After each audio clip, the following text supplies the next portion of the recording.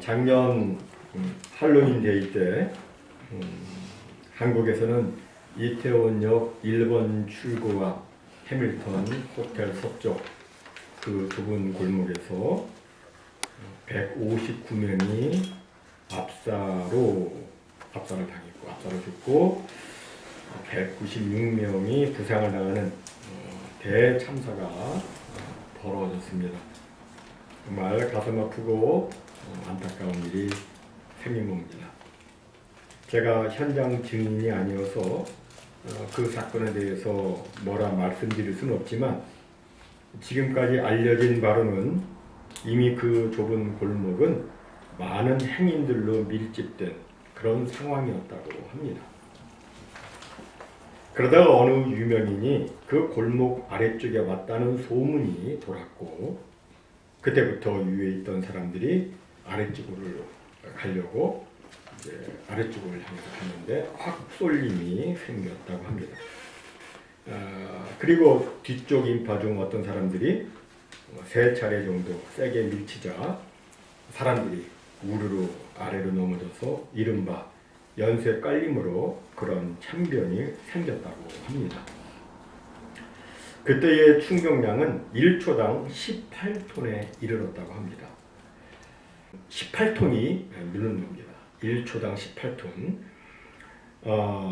그러니까 뭐 밑에 깔린 사람들은 숨을 쉬지 못하는 것은 물론이고 그 압력으로 인해서 장기 파손이 되어가지고 그 속에서 이제 피가 나고 그래서 복부 팽창이 진행되어서 5.5평밖에 안 되는 그 좁은 공간에서 150명이 넘는 사람들이 목숨을 잃었던 겁니다. 사실 우리 인간 사회는 참사가 종종 생기고 있습니다. 사람들은 참사를 경험할 때마다 다 함께 충격에 빠지고 논란과 공분 속에 책임자 처벌과 재발 방지 대책을 쏟아놓습니다. 하지만 대규모 인명사고는 얼마 후 다시 발생하곤 합니다. 이런 일이 생기지 않으려면 사회가 함께 기억을 해야 합니다. 안전불감증이나 안전과민증이 아닌 안전경각심을 사회 구성원들이 계속된 훈련과 교육을 통해서 늘 가지고 있어야 합니다. 이 상황이 지금 안전 상황인지 주의 상황인지 또는 위험 상황인지를 판단하고 주의 상황이 되면 위험 상황이 되기 전에 그 상황을 지혜롭게 대처해내는 건강한 사회 시스템이 작동되어야 합니다. 사람들이 함께 모여 있을 때 안전 상황은 어떤 거냐면 자기 팔을 저온호자에도 다 펴가지고 다른 사람이 그 안에 없으면 안전하다고 합니다. 주의 상황은 언제냐면 팔을 폈는데 그 팔 안에 자기 손 안에 전후 좌우에 있는 사람들이 있는 경우는 주의 상황이라고 합니다. 그리고 위험 상황은 팔을 반 접었는데 전후좌우로 다른 사람들이 내 팔꿈치에 이렇게 닿게 되면 이건 위험 상황이라고 합니다. 이때는 빨간불입니다. 언제 무슨 일이 일어날는지 모르는 매우 위험한 상황입니다. 그렇게 위험한 상황이 되면 손을 아래로 내리지 말고 또는 뭐 스와프를 한다고 손을 올리지 말고 내 가슴과 상대편의 등이 직접 닿지 않도록 모든 사람들이 팔을 앞으로 접어가지고 앞사람과의 최소한의 거리를 유지하고 또 자신의 앞가슴을 보호를 해야 합니다. 그리고 신속하게 그리고 또 안전하게 그 자리를 벗어나야 합니다. 오늘 본문에 보면 예수님께서 바다로 물러가셨다는 말씀으로 시작합니다. 왜 예수님께서 바다로 물러가셨는지에 대해서 마가는 그 이유를 언급하고 있지는 않습니다. 하지만 세리 마태는 마태복음 12장 15절에서 아시고라는 단어를 사용하고 있습니다. 예수님께서 아시고 바다로 물러가셨다는 거예요. 도대체 무엇을 아셨을까요? 우리가 이미 살펴본 대로 예수님께서는 안식을 지키는 문제로 수차례 바리새인들을 가르치시고 설득하셨습니다. 바리새인들은 안식일에는 음식을 해먹어서도 안 되고 사람을 고쳐줘서도 안 되고 어떤 일이라도 해서는 안 된다고 했습니다.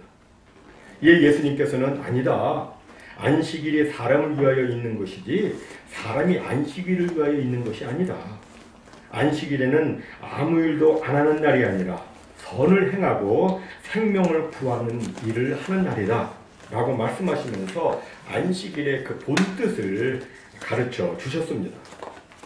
그럼에도 이 바리새인들은 회개를 하지 않고 변화하지 않고 오히려 밖으로 나가가지고 당시 공권력을 쥐고 있었던 헤롯 왕과 더불어서 저 예수를 어떻게 죽일 수 있을까 의논을 했습니다.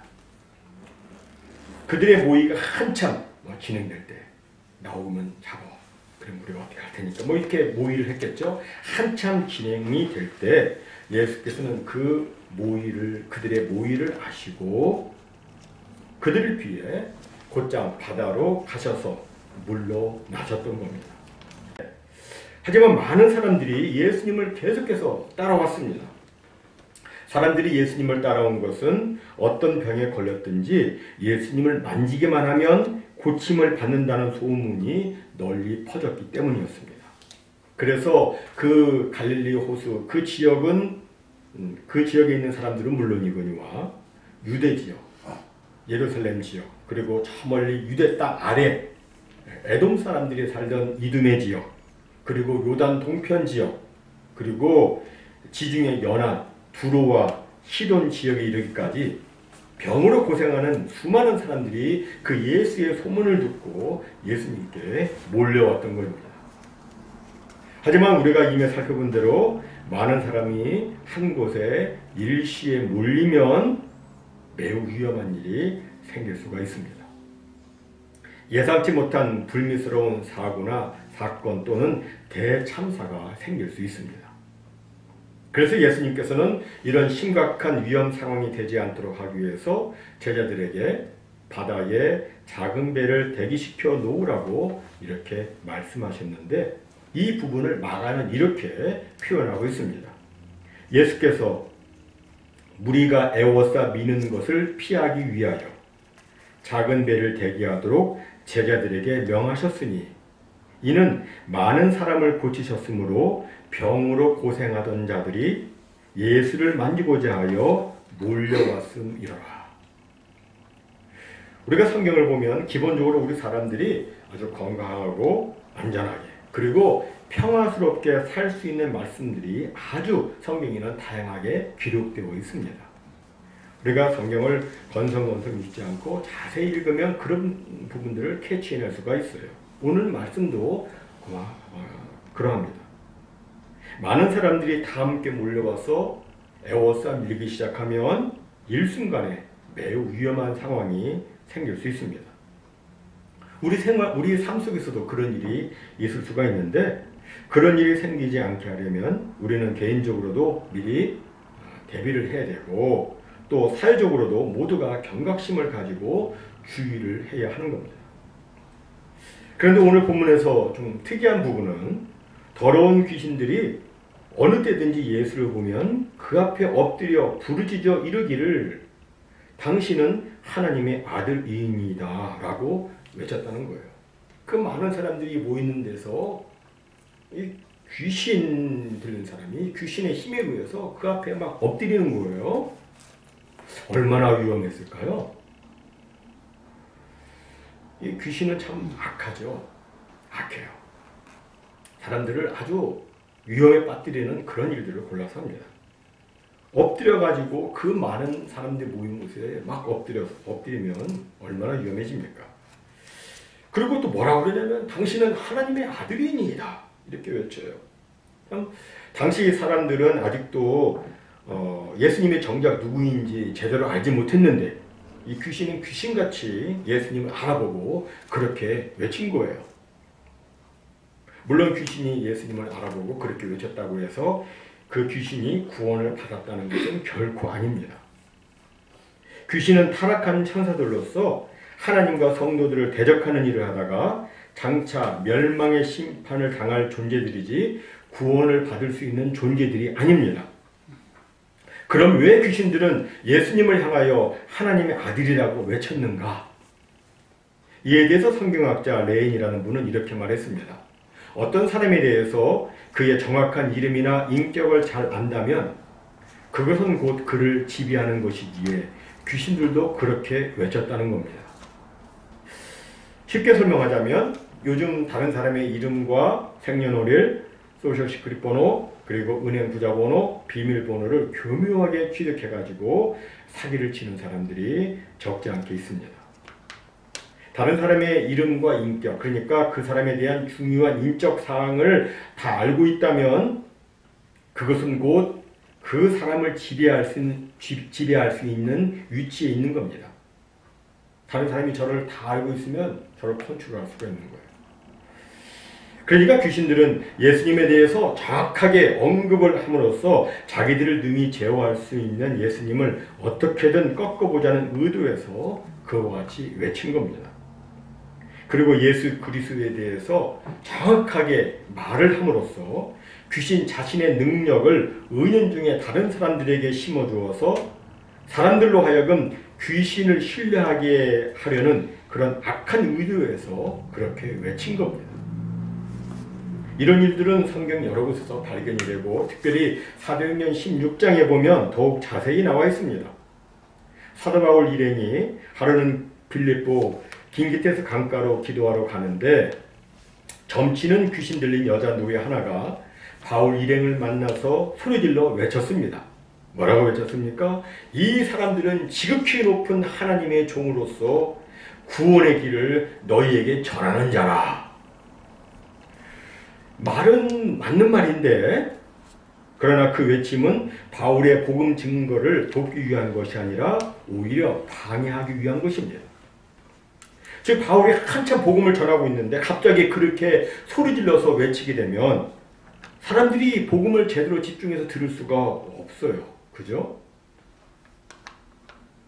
그러니까 귀신은 그런 악한 의도를 가지고 그렇게 방해하면서 외친 겁니다. 그리고 동시에 귀신은 귀신 자신의 능력을 사람들에게 보여주기 위해서 그렇게 한 겁니다.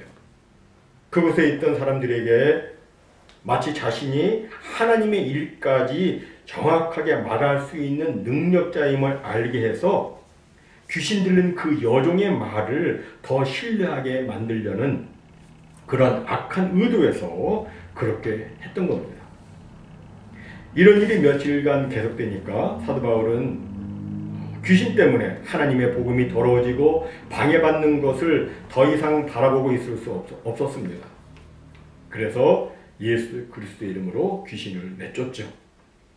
오늘 본문에서 보면 이 더러운 귀신들이 예수님 앞에 엎드려 당신은 하나님의 아들이니이다 라고 외쳤는데 이것도 역시 악한 의도에서 그렇게 한 겁니다.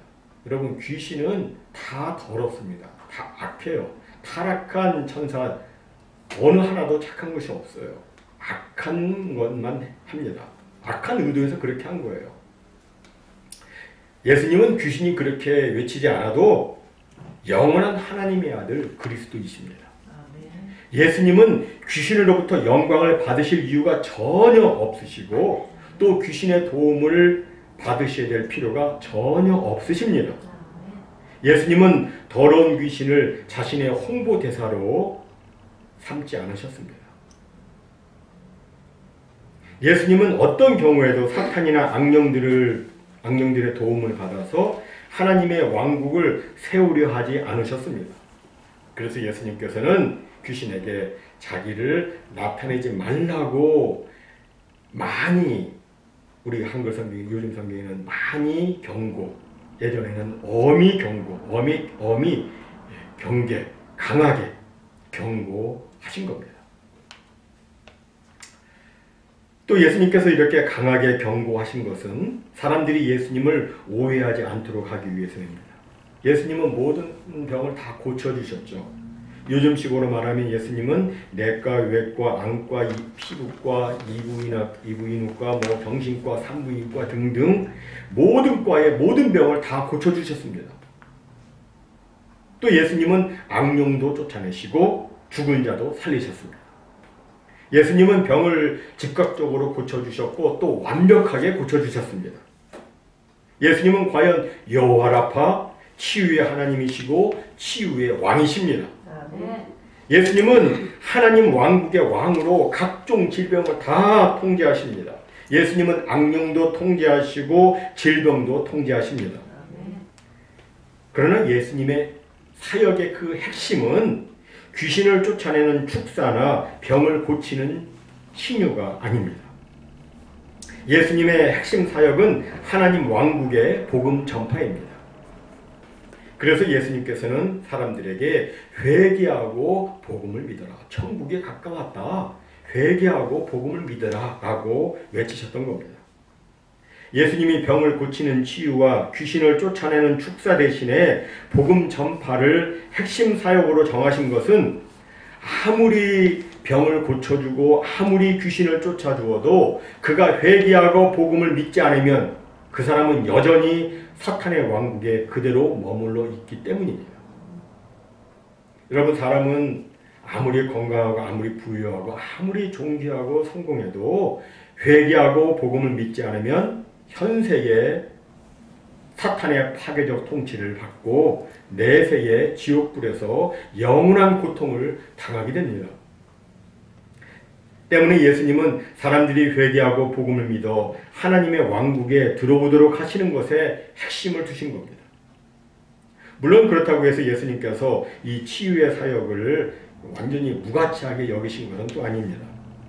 치유가 복음의 핵심은 아니지만 그래도 예수님은 치유를 중요하게 여기셨습니다. 성경에 보면 예수님은 우리의 병을 짊어지셨다고 말씀합니다. 우리의 고통을 당하셨다고 말씀합니다. 그는 실로 우리의 질고를 지고 우리의 슬픔을 당하였거늘. 여기서 질고는 히브리어로 홀리인데 그 뜻은 질병, 디지즈나 시크니스를 의미합니다. 우리의 질병을 지셨어요. 또 거기서 슬픔은 히브리어로 마코브인데 그 뜻은 육체적 고통, 정신적 고통을 의미합니다.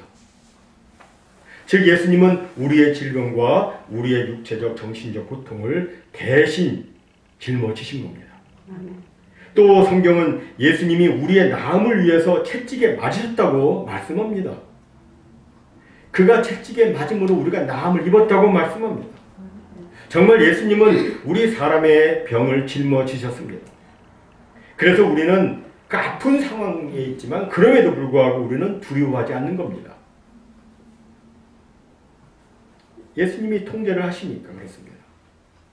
특히 이사야 35장에 보면 그때에 맹인의 눈이 밝을 것이며 못 듣는 사람의 귀가 열릴 것이며 그때에 저는 자는 사슴같이 뛸 것이며 말 못하는 자의 혀가 노래하는 일이 생길 것이라고 말씀합니다. 그때에. 여기서 그때는 1차적으로는 예수님의 초림을 의미하지만 궁극적으로는 예수님의 재림 때를 의미합니다. 예수님의 재림 때에는 모든 육체가 온전히 치유되며 광야에서 물이 솟고 사막에서 시내가 흐르는 그 놀라운 역사가 나타나게 되는 겁니다. 그 재림의 때가 이르기까지 그 치유의 역사는 오늘날에도 예수 그리스도의 이름으로 부분적으로 지금도 나타나고 있습니다. 완전하지는 않지만 부분적으로 나타나고 있어요. 그래서 우리가 기도를 하는 것이죠. 우리는 이 치유가 구원의 핵심은 아니지만 구원의 일부라는 것을 잊어서는 안 됩니다. 구원은 몸과 마음, 전인을 고치고 전인을 돌보는 것입니다. 전인적 큐어 그리고 전인적 케어. 이 구원을 위해서 우리는 예수님의 사랑을 전하고 또 예수님의 복음을 우리가 전해야 하는 겁니다. 예수님께서는 오늘 본문에서 귀신들에게는 자기를 나타내지 말라고 아주 강하게 경고하셨지만 마가복음 16장의 마지막 부분에 보면 당신의 제자들에게 너희는 온 천하에 다니며 만민에게 복음을 전파하라고 말씀하셨습니다. 아주 그 명령은 지상 최고의 명령이라고 해가지고 지상 명령이라고 그러죠. 이 지자가 이 땅지자가 아니죠. 지극히 할 때 더할 나위 없는 최고의 명령이다. 그러니까 가장 엄히 명하신 것이다. 그런 뜻입니다. 귀신 들린 자 입을 통해서는 아무런 증거도 허락하지 않으셨지만 우리 예수 믿는 사람들의 입을 통해서는 예수 그리스도가 땅끝까지 증거되기를 주님께서는 원하셨고 그렇게 해서 엄히 말씀하실 겁니다. 아주 강하게 말씀하셨어요. 이것을 우리가 안다면 우리는 어떤 경우에도 예수님을 자랑하고 증거해야 합니다. 아시는 분도 계시겠지만 조니 에릭슨 타다라고 하는 사람이 있습니다. 이 여자가 이분이 17살 때 다이빙 사고로 사지를 쓰지 못하는 상태가 되었습니다. 목뼈가 부러져서 신경이 그 밑으로는 다 끊어졌기 때문에 쓸 수가 없는 거예요. 그런 중에서도 이분이 이제 입으로 붓대를 물고 그림 그리는 법을 배워서 유명한 이 구필 화가로서 그리고 방송과 강연을 통해서 전 세계의 장애인들에게 복음을 전함으로 수많은 사람들을 위로하고 격려하는 삶을 살고 있습니다. 여러분, 이 복음 증거는 환경을 초월해야 되고 또 조건을 초월해야 합니다. 우리는 우리가 아프든지 전신이 멀쩡하든지 기회가 되는 대로 하여튼 자꾸 기회를 만들어서 예수님을 증거해야 합니다. 사랑하는 성도 여러분, 예수님은 여호와 라파 치유의 하나님이십니다. 누구든지 회개하고 예수님을 영접하여 예수님의 다스림을 받고 살면 그는 기적적인 치유의 삶을 체험하며 살게 됩니다. 모쪼록 철저하게 죄를 회개하고 또 간절하게 기도해서 예수 그리스도의 치유를 체험하는 우리가 되기를 바랍니다. 아멘. 그리고 우리 주변의 사람들에게도 예수님의 복음을 또 전해서 그들에게 생명과 치유 역사가 나타나는 이 놀라운 기적의 역사가 우리의 삶 가운데 풍성하게 나타나기를 주님의 이름으로 축원합니다. 아멘. 아멘.